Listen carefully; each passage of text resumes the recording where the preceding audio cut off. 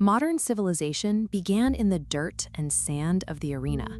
Before the first philosopher spoke in a marble hall, the foundations of the Western world were forged through geography and the edge of a blade dragged through the sand. The Greek peninsula was a landscape of steep mountain ranges and arid soil, where wheat could barely grow. These natural barriers cut communities off from one another, turning the Mediterranean into a lifeline and a battleground for the few resources available. Survival required extreme specialization. Sparta militarized its entire population to control a captive labor force that outnumbered them 7-1, while Athens built an overseas trade empire to import the food its own soil could not provide. As maritime wealth flowed into Athens, the city developed the demos. This system gave thousands of citizens the power to vote on laws and exile leaders, serving as a practical tool to prevent any single merchant or noble from seizing total control. These bitter rivals only aligned when the Persian Empire brought 100,000 soldiers to their coast. This forced cooperation resulted in the defense at the pass of Thermopylae and a decisive naval ambush at Salamis, stalling the Persian advance. By militarizing their biology or re-engineering their politics, these city-states turned the scarcity of their environment into the most efficient power structures of the ancient world. Following the Persian defeat, Athens used its naval dominance to extort its neighbors, triggering a 27-year civil war with Sparta. By the time the fighting stopped, the Greek city-states were bankrupt and vulnerable. To the north, Macedonia seized this moment. Alexander deployed a new, long-spear infantry to crush the remaining Greek resistance before conquering the entire Persian Empire by the age of 25. Alexander's sudden death at 32 revealed the weakness of a state built on a single personality. Without his leadership, his generals immediately fought for the spoils, fracturing the empire into warring pieces.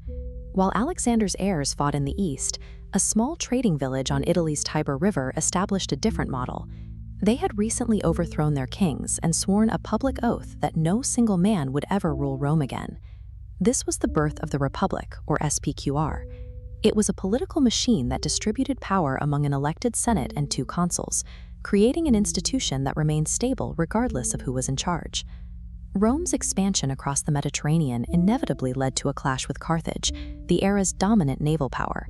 This ignited the Punic Wars, a series of conflicts that determined who would control the sea's trade routes. The Carthaginian general Hannibal Barca bypassed Rome's naval defenses by marching an army, including 37 war elephants, over the freezing peaks of the Alps to attack from the north. At Cannae, Hannibal killed 50,000 Romans in a single day. Rome responded by refusing to surrender, instead lowering the recruitment age and drafting its enslaved population to build new legions. Rome eventually destroyed Carthage, amassing unprecedented amounts of gold, territory, and over 100,000 slaves. This influx of wealth broke the Republic. Elites bought up all the farmland, leaving the veteran soldiers who fought the wars homeless.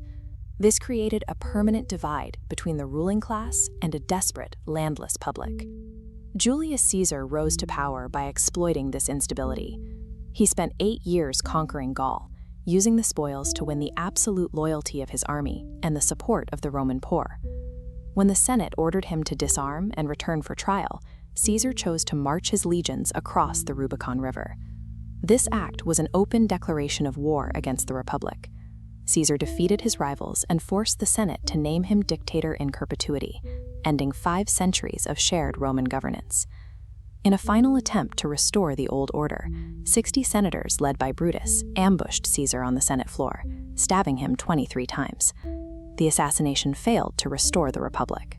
It instead launched a final civil war that ended with Caesar's heir, Augustus, taking the throne as Rome's first emperor. During the Pax Romana, Roman engineering sustained a city of 1 million people. These massive stone aqueducts used precise gravitational calculations to carry fresh water from distant mountains into the heart of the capital. To manage the landless population, the state provided free grain and staged violent executions and gladiator combat in public arenas like the Colosseum. Eventually, the cost of the military and the grain dole outpaced the treasury. To cover the deficit, Rome began debasing its coins, minting more currency while reducing the actual silver content in each piece. This chart shows the plummeting silver percentage over 50 years.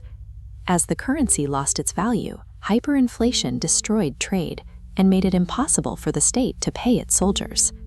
A weakened West was split from the wealthier East, leaving the border defenses to fail. This allowed barbarian hordes to break through the frontiers, eventually sacking the city of Rome in 476 AD. The collapse was the result of a century of internal failures. Rome's institutions had already broken under the weight of inflation and civil strife long before the final gates were breached.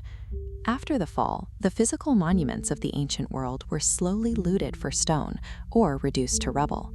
For centuries, the populations living among the ruins forgot how to build them.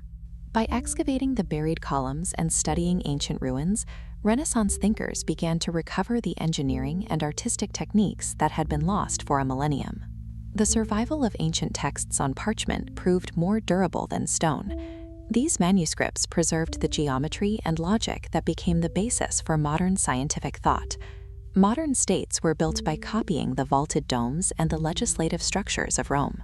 We still utilize the Senate, the power of the veto, and the civic assembly. The underlying structure of modern highways and logistics follows the Roman model of centralized power and efficient movement. Empires built by the sword eventually collapse, but the frameworks of logic and law they created remain the standard for human organization.